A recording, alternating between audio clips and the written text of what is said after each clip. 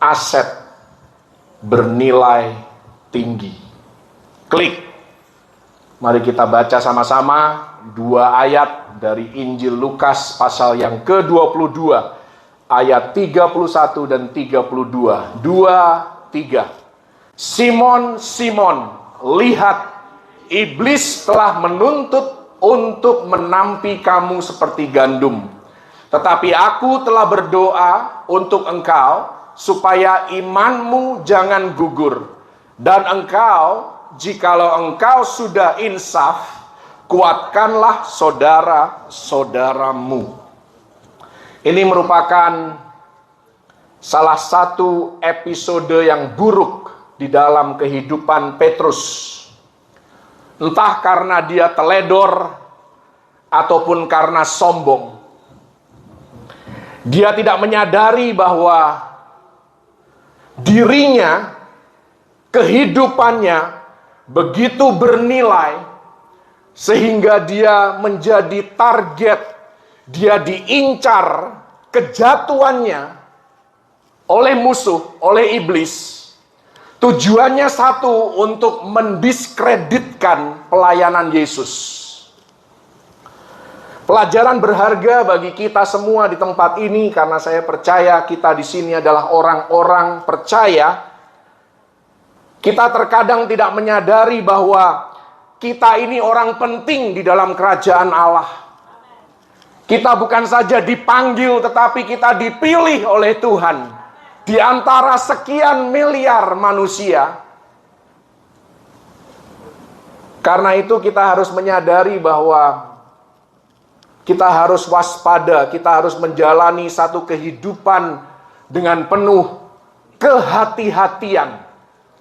Supaya kita tidak merusak, mendiskreditkan pelayanan Yesus, nama baik Juru Selamat kita, dan kerajaan yang kita wakili. Yang setuju katakan amin. Klik. Mari kita dalami firman ini. Mengapa iblis ingin menampi Petrus? Ada 3 alasan minimal. Yang pertama, karena Petrus mendapatkan pewahyuan tentang Yesus, anak Allah. Ini ada di Matius 16 ayat yang ke-16. Ketika Yesus bertanya sendiri kepada Simon Petrus, jawab Simon Petrus, engkau adalah Mesias, anak Allah yang hidup. Karena kita orang percaya, kita punya pewahyuan bahwa Yesus Kristus adalah Tuhan dan Juru Selamat. Dan ini membuat Anda dan saya menjadi orang yang bernilai tinggi.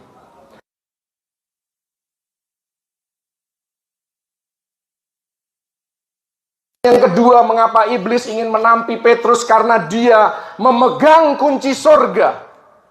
Apa yang diikat di bumi, terikat di sorga. Apa yang dilepaskan di bumi, terlepas di sorga. Otoritas yang sama Anda dan saya miliki. Karena itu kita tahu apakah seseorang masuk surga atau tidak. Itu berdasarkan kepercayaan mereka kepada Injil Yesus Kristus. Dalam Matius 16 ayat 19, Yesus berkata kepada Simon Petrus, dan ini berlaku bagi Anda dan saya, gereja Tuhan, tubuh Kristus. Kepadamu kuberikan kunci kerajaan sorga. Jadi kalau terkadang kita bukan menghakimi ya, kita tahu bahwa seseorang ini masuk surga atau seseorang ini masuk neraka, kita tahu. Bukan karena kita sok tahu, tetapi karena kita diberikan kunci surga. Kunci surga itu adalah Injil Yesus Kristus. Kita tahu tidak ada satupun yang bisa masuk surga tanpa mempercayai Injil Yesus Kristus. Itulah maksudnya memegang kunci surga. Yang ketiga tentunya, karena kita tahu bahwa Petrus pada akhirnya nanti dia adalah seorang pemimpin. Pada waktu itu pun sudah ada benih kepemimpinan yang mulai muncul dari dalam kehidupan Petrus. Dia seorang pemimpin, dan di depan, di masa depannya, dia seorang gembala. Karena itu dikatakan di dalam Yohanes 21, 15, 16, 17, kata Yesus kepadanya 3 kali perkataan yang sama diucapkan Yesus kepada Petrus, gembalakanlah domba-dombaku. Karena itu pada akhirnya nanti Petrus menulis 2 surat penggembalaan. Dan semuanya kalau kita lihat konteksnya itu berkaitan dengan kerendahan hati. Karena Petrus sudah belajar banyak jadi menjadi orang yang congkak, orang yang tinggi hati, orang yang sombong. Akhirnya kesombongannya menuntun pada kejatuhannya. Karena itu kalau Anda membaca 1 Petrus, 2 Petrus itu banyak berbicara tentang rendahkanlah hatimu, maka Tuhanlah yang akan mengangkat engkau. Inilah alasan mengapa iblis ingin menampi Petrus. Klik. Dan saya mau sambungkan ini dengan kondisi kehidupan Anda dan saya. Saya bisa mendengar percakapan di belakang. Yesaya 43 ayat yang keempat dikatakan, oleh karena engkau berharga di mataku dan mulia, dan aku ini mengasihi engkau. Artinya setiap orang percaya adalah berharga di mata Tuhan. Anda dan saya berharga di mata Tuhan. Anda dan saya adalah aset yang bernilai tinggi di dalam kerajaan Allah. Apalagi kalau kita hidup benar, kita punya integritas, kita jujur, kita bermoral baik, kita berdampak pada lingkungan di sekitar kehidupan kita, maka Anda dan saya adalah target yang dinanti-nantikan oleh iblis untuk jatuh, untuk menjadi lemah, untuk mundur. Saya mau sampaikan beberapa bukti, bisa diklik, bahwa Anda dan saya adalah aset yang bernilai tinggi. Minimal ada 3 alasan, tentunya banyak sekali alasan. Yang pertama, Matius 6 ayat 26 dikatakan bahwa Anda dan saya adalah anak dari Bapa di surga. Kalau burung-burung di udara tidak menabur dan tidak menuai, tidak juga menyimpan bekal, tetapi dipelihara oleh Bapamu yang di surga, bukankah Anda dan saya lebih berharga daripada burung-burung di udara? Karena kita adalah anak dari Bapa di surga. Yang kedua, Yesus mengorbankan nyawanya bagi kita. Bahkan sebelum kita menyadari akan kebutuhan akan seorang juru selamat, dia sudah mati bagi kita. 1 Korintus 7 ayat 23, Anda dan saya sudah dibeli lunas dengan harga yang mahal. Karena itu Anda tidak bisa lagi berkata bahwa ini kan hidupku, ini kan tubuhku, aku lakukan sesuka hatiku.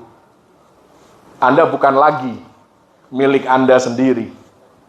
Anda sudah dibeli oleh darah Kristus yang sangat mahal.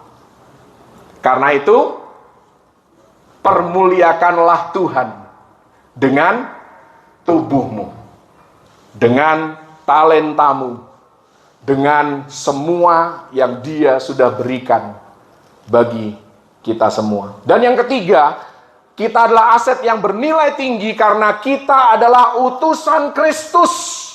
2 Korintus 5 ayat 20. Kita rekan sekerjanya Tuhan sendiri. Kita warga kerajaan surga. Haleluya. Dan dalam Kisah Para Rasul 9 ayat 15, Yesus berkata tentang Paulus bahwa orang ini adalah pilihan, alat pilihan. Demikian juga Anda dan saya adalah alat pilihan di tangan Tuhan. Haleluya. Karena itu kita harus tahu, modus operandi daripada musuh-musuh kita. Iblis namanya. Yohanes 10 ayat yang 10 dikatakan musuh datang, iblis datang hanya untuk mencuri, membunuh, dan membinasakan. Itu semua yang dilakukannya. Bahkan dikatakan iblis adalah bapa dari segala dusta. Apa yang ingin dicuri oleh musuh kita dari kehidupan kita? Yang pertama, berkat Tuhan. Apa maksudnya berkat Tuhan? Pernikahan adalah berkat Tuhan. Dia ingin mencuri pernikahan Anda, kerukunan Anda, suami dan istri. Keluarga kita adalah berkat Tuhan. Dia ingin mencuri keharmonisan keluarga kita. Kesehatan kita adalah berkat Tuhan. Dia ingin mengambil kesehatan itu dari hidup kita. Jadi bukan Tuhan yang membuat Anda sakit. Karena Tuhan maunya Anda baik-baik dan sehat-sehat saja. Tertulis dalam 3 Yohanes ayat yang kedua. Kalau Anda sakit, bukan salahnya Tuhan. Bukan hukuman dari Tuhan. Seringkali itu salah kita sendiri. Bahkan bukan salahnya iblis. Karena kita ceroboh, kita suka hati dalam menjalani hidup ini. Sahabat adalah berkat Tuhan. Iblis ingin mencuri sahabat dari kehidupan kita dengan cara apa? Dengan cara kita tidak mau mendengarkan nasihat. Kita tidak mau mendengarkan kritik. Kita marah kalau diomongin, kalau diberikan masukan. Kita ngambek, kita cepat ngegas. Makanya hidup itu jangan ngegas terus. Anda nyetir pun kadang-kadang perlu ngerem. Haleluya.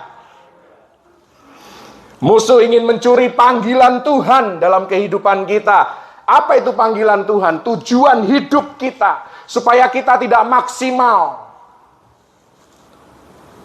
Pelayanan yang Tuhan percayakan dalam hidup kita. Iblis ingin curi. Pengaruh kita, kalau kita berdampak, kalau kita menjadi orang penting di dalam satu komunitas, iblis ingin merusak reputasi kita, supaya kita tidak lagi berpengaruh, kita tidak lagi berdampak. Udahlah, nggak usah ngomongin dia, ke laut aja, gitu kan? Iblis mau merusak karakter kita, kesaksian kita. Dan neraka tidak peduli berapapun biayanya. At all cost. Mereka akan berusaha untuk menjatuhkan kita dan membuat kita menyimpang dari tujuan dan panggilan hidup kita. Tahukah Anda, iblis rela keluar uang demi pengkhianatan Yesus. Kita kadang-kadang untuk membiayai pemberitaan Injil aja berat. Orang percaya nih, suruh keluar uang untuk membiayai penginjilan. Berat. Tapi iblis rela keluar biaya demi Yesus disalibkan. Itulah upaya neraka untuk menghancurkan kerajaan Allah. Harus keluar duit pun mereka rela. Mari kita jadi orang-orang percaya yang mau menjadi berkat. Terutama untuk orang-orang yang membutuhkan, untuk kepentingan kerajaan Allah di muka bumi ini. Haleluya. Dengan cara apa? Musuh ingin mencuri. Klik. Dengan cara menampi kita. Apa itu menampi? Menampi itu mengayak untuk memisahkan. Tuhan maunya kita ada di sebuah komunitas. Bahkan di salah satu ayat di kitab Mazmur dikatakan, Tuhan menempatkan orang-orang yang kesepian, orang-orang yang sendirian dalam hidupnya, dalam sebuah keluarga, dalam sebuah komunitas. Tapi iblis maunya Anda menyendiri. Hidup terpisah dari komunitas, itu Anda sedang ditampi. Kalau Anda sedang gak kepengen ketemu orang, ya oke lah. Sesekali kita perlu me time. Kita perlu untuk men-charge diri kita sendiri. Tapi kalau kecenderungan hidup Anda selalu kepengen menyendiri, mengisolasi diri, tidak mau berinteraksi dengan orang lain, tidak mau bergaul, tidak mau terlibat di dalam sebuah komunitas, ada yang salah. Anda sedang ditampi oleh iblis. Anda sedang dipisahkan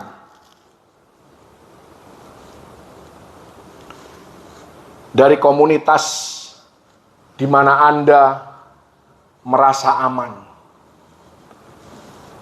Sebuah good support system yang saya beri nama zona selamat. Tuhan kasih kita zona selamat. Pergaulan yang baik itu zona selamat. Jadi kalau punya teman yang suka kasih kita nasihat, yang selalu membawa kita lebih dekat kepada Tuhan, membawa kita untuk pelayanan, membawa kita untuk rajin ke gereja, rajin baca Alkitab, rajin beribadah, jangan jauhi teman itu. Amin. Kok Anda tenang banget pagi hari ini? Antara lapar,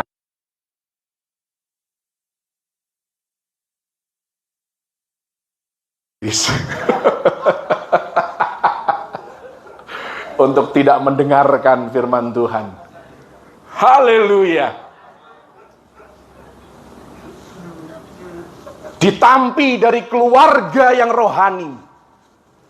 Kalau orang tua Anda masih peduli dengan Anda, masih suka memperhatikan Anda, saya tahu anak muda sekarang tidak mau diurusi. Mereka lebih hebat dari orang tuanya. Kelihatannya. Mereka merasa lebih tahu daripada orang tuanya. Mereka merasa, oh orang tuaku sudah kuno. Tidak mengikuti perkembangan zaman. Kami ini next gen. Wah. Generasi milenial. Udahlah, nggak usah kasih masukan, nggak usah kasih nasihat. Anda sedang ditampi dari keluarga yang rohani. Hati-hati. Haleluya. Gereja yang benar, yang memberitakan firman Tuhan, yang memperdengarkan suara Tuhan. Kalau Anda sudah mulai, ya males lah ke gereja. Hati-hati itu saudara. Anda sedang dituntut untuk ditampi. Musuh mau memisahkan Anda dari zona selamat. Saya tidak berkata bahwa gereja menyelamatkan, keluarga menyelamatkan, pelayanan menyelamatkan. Bukan itu poin saya. Yang menyelamatkan tetap Yesus. Tapi ada baiknya Anda dan saya tetap hidup di dalam zona selamat. Akan lebih mudah untuk mempertahankan iman kita. Akan lebih mudah untuk hidup benar. Kalau kita hidup di zona selamat. Di sebuah good support system. Inilah contoh-contoh good support system. Kalau Anda punya pergaulan yang baik, jangan dirusak. Hanya karena kita egois, kita mau menang sendiri. Kita punya teman-teman yang hidup benar, yang keluarganya harmonis, orang yang membuat kita kuat, yang menajamkan kita. Ada ayat kan di Amsal, dikatakan manusia menajamkan sesamanya. Seringkali kita artikan ayat itu sebagai, oh konflik itu baik, karena konflik itu menajamkan kita. Ya ada benernya, tapi bukan maksud ayat itu. Kata menajamkan sesamanya itu artinya kita saling menyemangati untuk berbuat yang benar. Itu menajamkan. Bukan terus kita konflik sama orang itu bagus buat kita. Nggak selalu bagus. Kita memang menjadi tambah tajam. Yang tambah tajam itu mulut kita. Omongan kita makin pedes. Itu salah konteks. Besi menajamkan besi, manusia menajamkan sesamanya. Artinya kalau Anda punya teman yang selalu mengajak Anda ke gereja, ayo pelayanan, ayo ibadah, itu dia sedang menajamkan Anda. Bukan yang selalu ngajak berantem, itu bukan, tinggalin aja kalau itu. Haleluya. Selama ini salah kan interpretasinya? Menajamkan artinya menyemangati untuk berbuat sesuatu yang positif. Haleluya.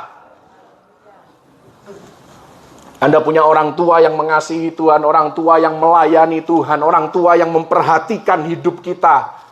Sekalipun Anda kepengennya menyendiri, nggak pengen diperhatikan, Anda harus menghargai. Itu zona selamat Anda.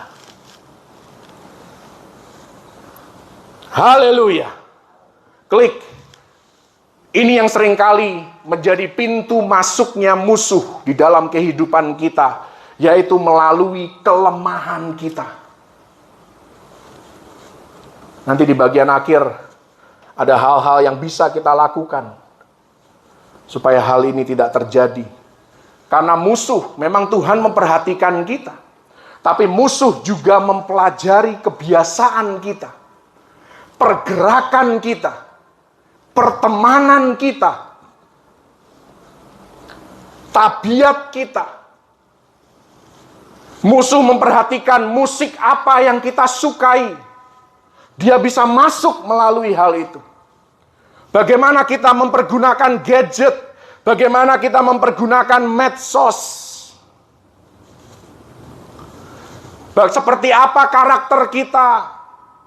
Apakah kita orang yang bermoral atau tidak, atau kita ya yang abu-abu, oke lah. Atau kita hitam atau putih. Bagaimana dengan reputasi kita?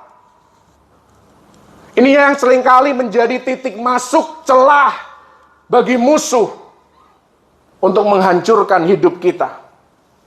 Dan ada beberapa contoh di Alkitab, kita mau belajar beberapa kelemahan dari tokoh-tokoh yang sangat kita segani di Alkitab. Dan biar ini menjadi pembelajaran bagi Anda dan saya untuk memperhatikan bukan hanya kelebihan kita, tetapi kita harus waspada terhadap kelemahan kita. Klik. Ada minimal 3 contoh. Yang pertama, namanya Simson. Simson itu spesial. Anda setuju ya, Simson spesial? Dia berbeda dari manusia pada umumnya. Dia punya kuasa Allah. Tapi Simson diintai dan diawasi oleh musuhnya. Apa yang menjadi kelemahan dalam hidupnya? Neraka merancangkan strategi khusus, mencatat setiap kelemahan dan kecenderungannya. Pada akhirnya, musuh berhasil memakai seorang bernama Delila untuk memberikan cukur rambut yang paling mahal di dalam sejarah umat manusia. Karena melalui cukur rambut itulah Simson kehilangan kuasa dan otoritas Allah. Orang tuanya berusaha memperingatkan Simson, bukan tidak ada peringatan. Sebelum kita jatuh, itu biasanya ada peringatan. Tidak mungkin Tuhan itu mengizinkan kita jatuh sekonyong-konyong. Tidak mungkin. Tuhan pun sudah memperingatkan Simson. Dan kejatuhan Simson karena dia punya kelemahan. Yaitu apa? Dia suka pada hubungan yang tidak seimbang. Jadi kalau Anda mulai tertarik kepada seseorang yang Anda tahu tidak seimbang, Di situ Anda harus menyadari bahwa Anda adalah aset yang bernilai tinggi. Musuh akan suka sekali Anda menjadi pasangan yang tidak seimbang. Akhirnya apa? Berantakanlah hidup Anda. Pelayanan juga enggak. Ke gereja bingung, ke gereja yang mana? Atau satu ke gereja, satu ke entah kemana. Ya kan?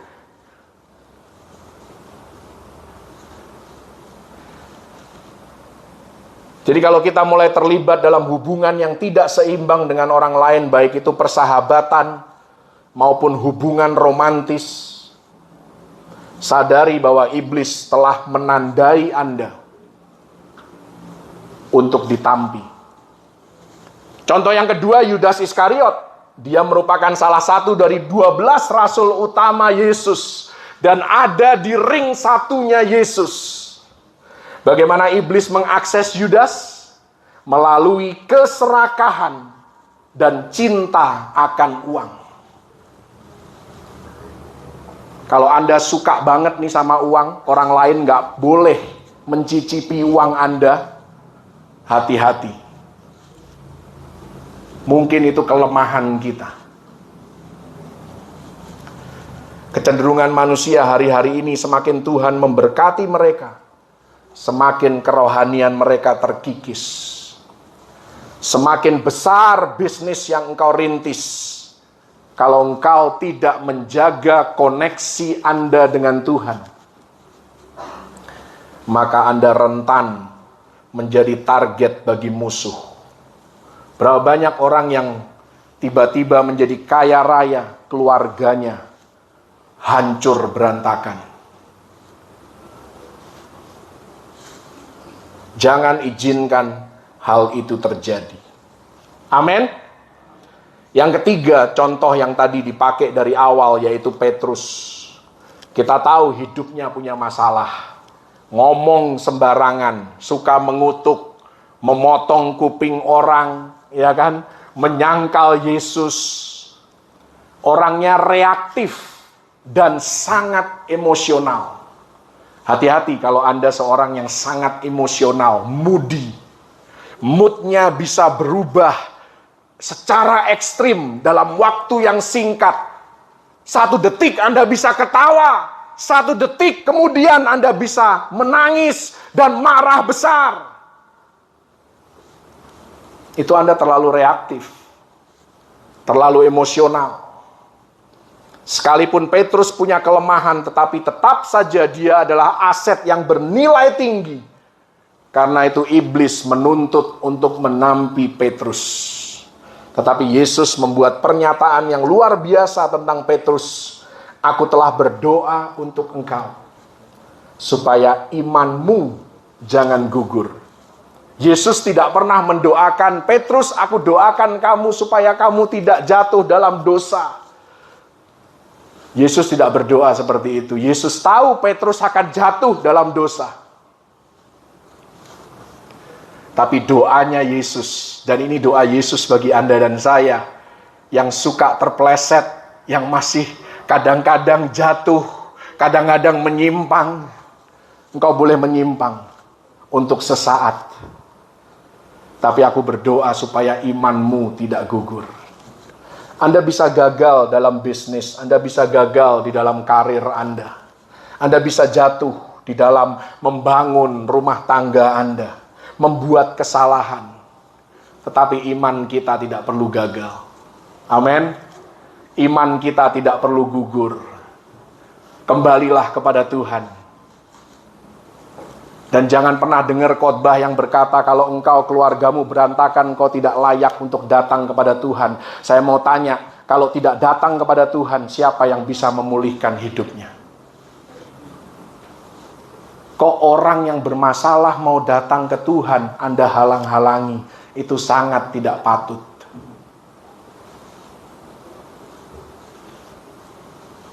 Haleluya.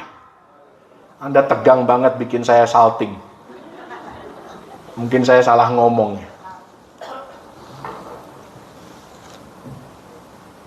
Bukan berarti kita harus sempurna. Tapi Tuhan mau kita mempertahankan iman kita, bukan dengan kuat dan gagah kita, tapi dengan bergantung hanya kepada Dia. Anda mau tahu definisi orang benar menurut Alkitab? Mau ya? Buka dalam Amsal 24 ayat 16. Itulah definisi orang benar. Orang benar dikatakan di sana jatuh 7 kali. Loh, bukan orang benar tidak pernah jatuh dalam hidupnya. Bukan itu loh ayatnya. Saya tidak sedang mengajari Anda untuk hidup sembrono, suka-suka hati, bukan itu. Kalau hidupnya Anda masih suka-suka hati, Anda bukan orang percaya. Anda belum selamat. Karena orang yang sudah diselamatkan pasti maunya hidup benar. Cuman kadang-kadang kepleset. Kadang-kadang jatuh. Kadang-kadang gagal. Tapi firman Tuhan katakan orang benar jatuh 7 kali. Tetapi dia bangkit kembali untuk ke-8 kalinya. Haleluya!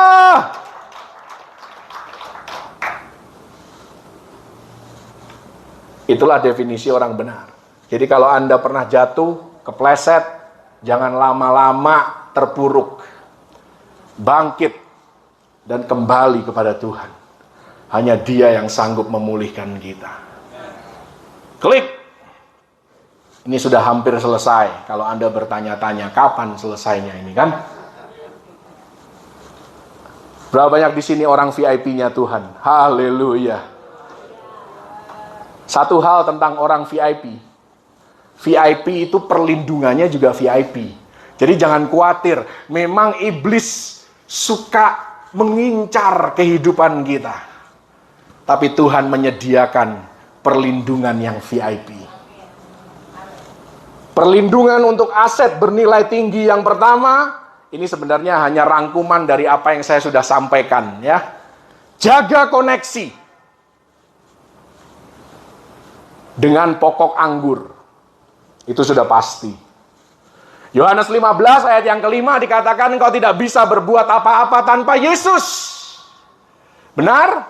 Tapi Filipi 4 ayat 13 dikatakan I can do all things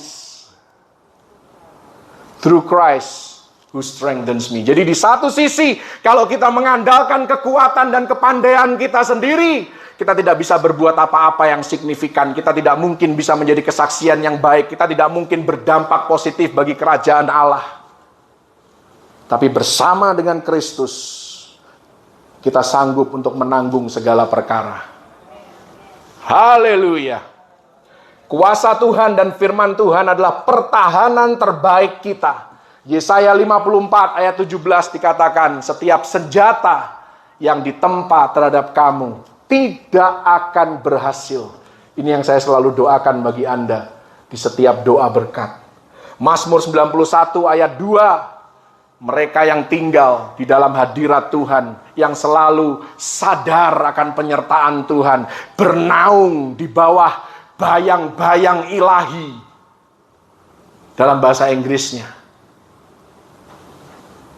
merekalah orang-orang yang dilindungi oleh Tuhan. Dan ketahuilah, ini bagi Anda yang kurang waktu untuk berdoa, ini penghiburan loh bagi Anda.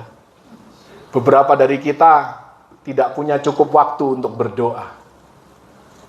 Tapi jangan hakimi kami, karena saya termasuk di dalamnya. Saya kurang waktu berdoa.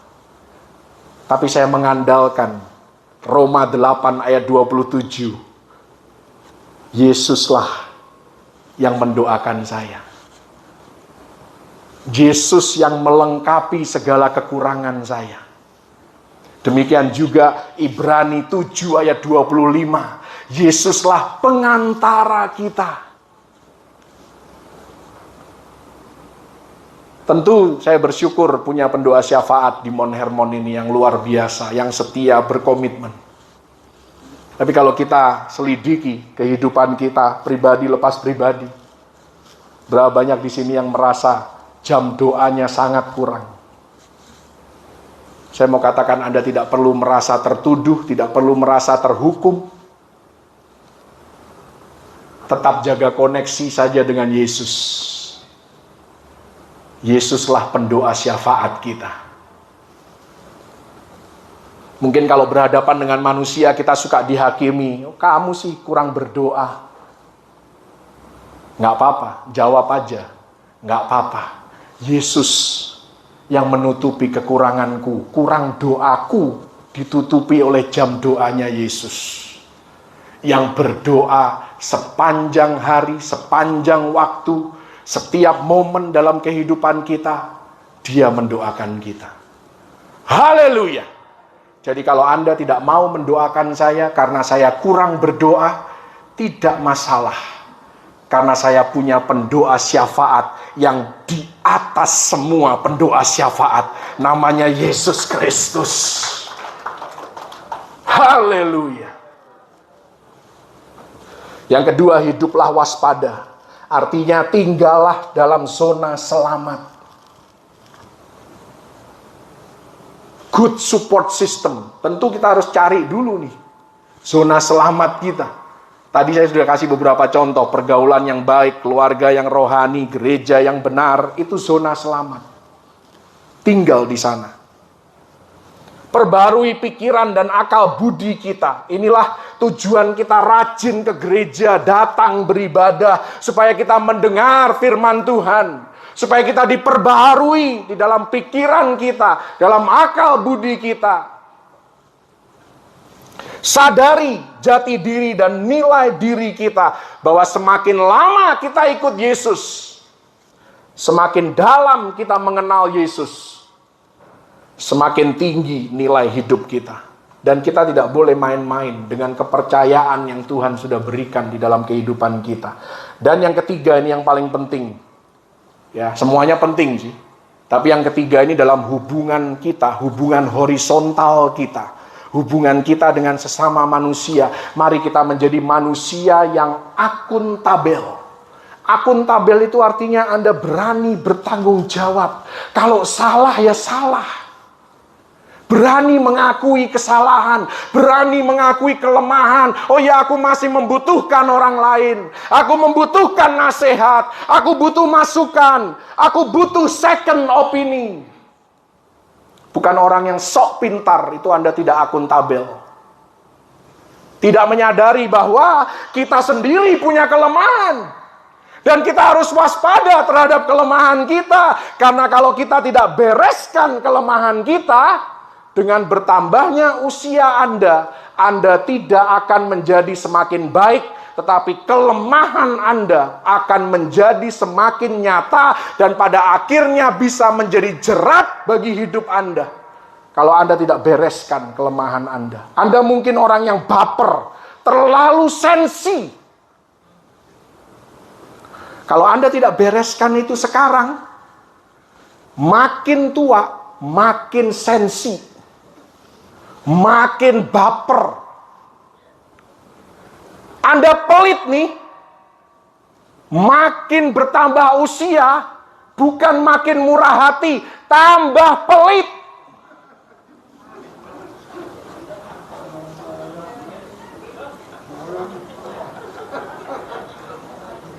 Makanya firman Tuhan katakan di dalam Wahyu ini pasal yang terakhir, yang mau hidup kudus, hiduplah kudus. Yang berbuat jahat, berbuatlah jahat lebih lagi. Jadi yang makin jahat, yang jahat akan makin jahat, yang kudus akan makin kudus. Bereskan kelemahan Anda. Jangan pikir nantilah. Semua kita punya kelemahan, ayo bereskan. Saya dulu punya kelemahan. Saya kalau main tenis, saya kalah. Saya banting itu raket saya, saudara. Ini saya sengaja ngomong ini di depan anak saya. Karena anak saya punya kecenderungan yang sama.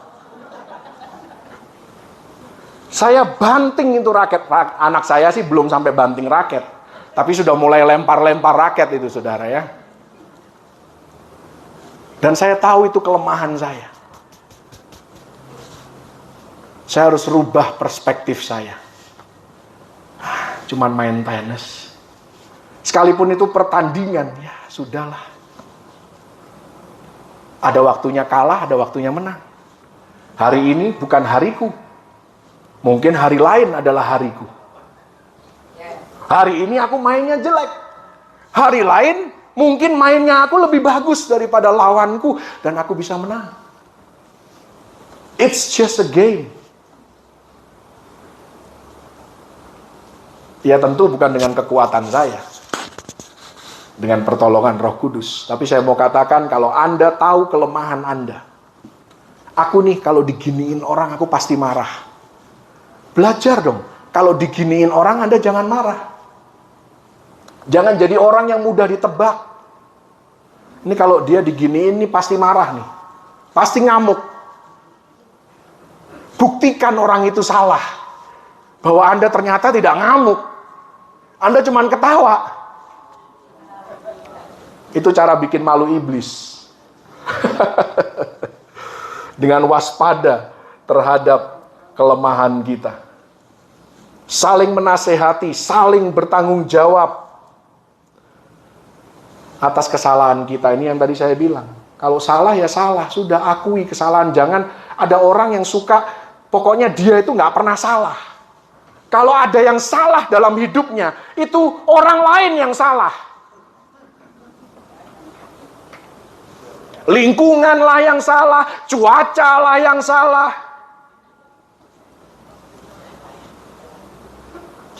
Papanya lah yang salah, mamanya lah yang salah, anaknya lah yang salah. Itu kelemahan. Perbaiki kelemahan Anda. Haleluya.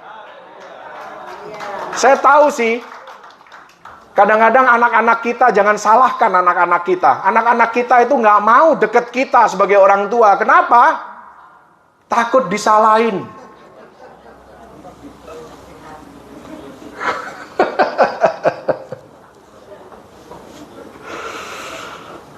Ini curcol.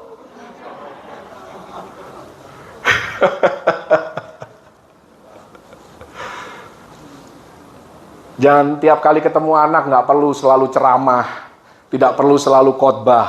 Nah, ini kebiasaan buruk saya. Nonton TV tiba-tiba bisa khotbah, saudara. Anda bisa tanya sama anak-anak saya, penderitaan yang harus mereka lewati. Bukan hanya dengar khotbah tiap hari Minggu. Haleluya. Ya itu kelemahan yang baik lah kalau khotbah, ya kan. Tapi ya tidak perlu lah tiap kali ketemu anak Anda ceramain gitu kan.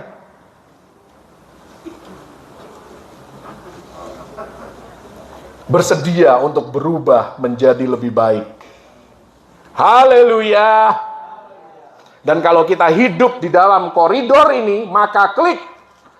Ini doa saya bagi kita semua. Kuasa Roh Kudus akan memampukan kita untuk mengalahkan kuasa musuh. Dan tidak ada rancangan neraka yang akan berhasil atas hidup kita. Haleluya. Klik. Tuhan Yesus memberkati. Puji Tuhan.